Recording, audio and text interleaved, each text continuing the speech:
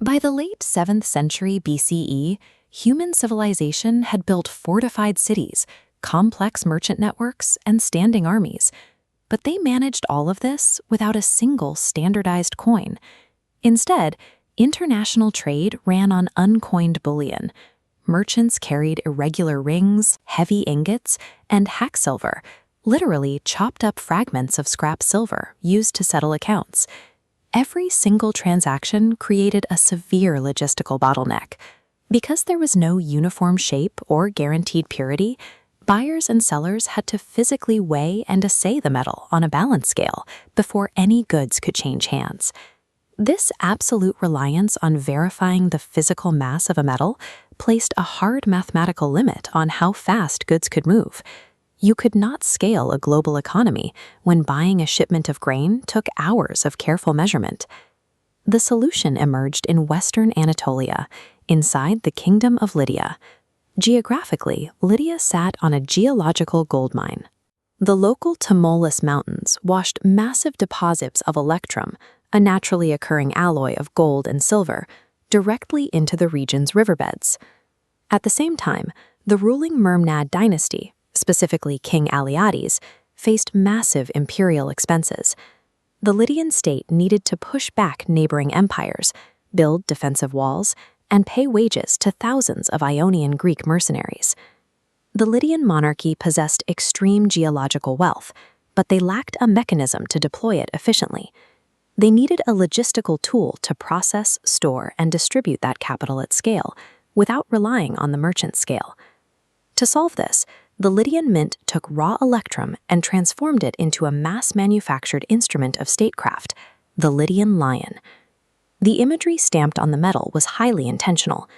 The roaring lion motif was pulled straight from older Mesopotamian empires, where it served as the ultimate symbol of absolute sovereign power and martial dominance. If you look closely at the lion's forehead, right above the nose, you'll see a distinct geometric protrusion. This is a celestial sunburst. By placing a marker of divine sanction upon the royal seal, the state elevated the object above ordinary bullion. This created what economists call the token theory. By applying this specific royal and divine seal, the Lydian king was demanding that the market stop trusting the physical weight of the metal and instead trust his official decree of its value. The Lydian state looked past the coin's surface to its chemical interior, replacing natural river electrum with a precisely engineered alloy. This chart compares the natural electrum found in Lydian rivers with the manufactured metal of the coins.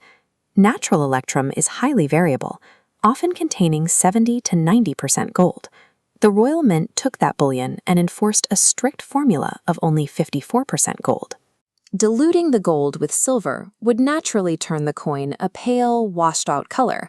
To hide this, Lydian metallurgists added a trace amount of copper to the crucible.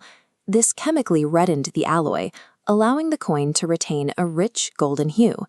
This metallurgical sleight of hand allowed the state to engage in seigniorage. This is the revenue a government generates when the money it issues costs less to produce than its official face value. The world's first standardized coin succeeded at increasing trade velocity, but its primary function was extractive. It acted as a hidden tax, skimming wealth off every transaction to enrich the royal treasury. The moment value becomes tied to a symbolic stamp rather than the physical metal itself, criminals will figure out how to forge the stamp and hollow out the metal.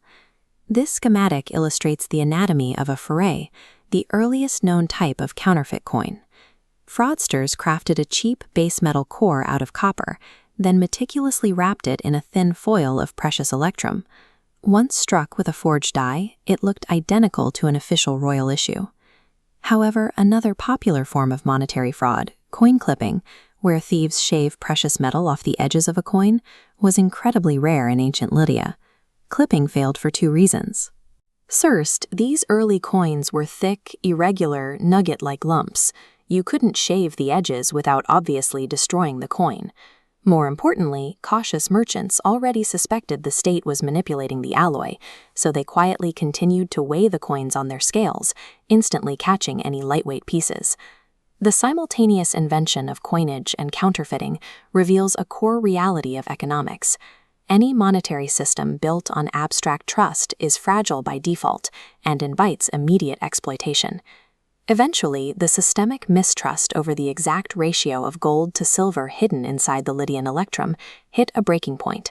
It actively hindered trade with cautious international merchants who refused to accept the king's valuation blindly. Around 550 BCE, King Croesus executed a radical monetary overhaul. Lydian refiners mastered a complex pyrotechnology known as cementation, allowing them to permanently separate the raw river electrum into its base elements. Croesus abandoned the artificial electrum standard entirely. In place, he introduced the Creseed, the world's first true bimetallic system, consisting of parallel series of pure gold and pure silver coins. By guaranteeing the absolute elemental purity of the metal alongside its standardized weight, Croesus removed the trust deficit. The Creseed became a universally accepted pricing metric, establishing a template that subsequent empires would copy for millennia. The physical Lydian Lion electrum coin was ultimately replaced, but its conceptual legacy remains intact. It proved that economic value could be abstractly decreed by an authority. Over the centuries, that abstraction grew. Heavy Anatolian electrum gave way to pure bimetallic discs. Those discs were eventually replaced by paper notes, backed by nothing but the legal promise of the government issuing them. Today, we have stripped the physical asset away entirely. The majority of global capital exists purely as digital data and binary code moving between servers. Modern global finance operates efficiently because we still collectively subscribe to the psychological illusion invented in Lydia 2,600 years ago. We no longer weigh the metal, we simply trust the stamp.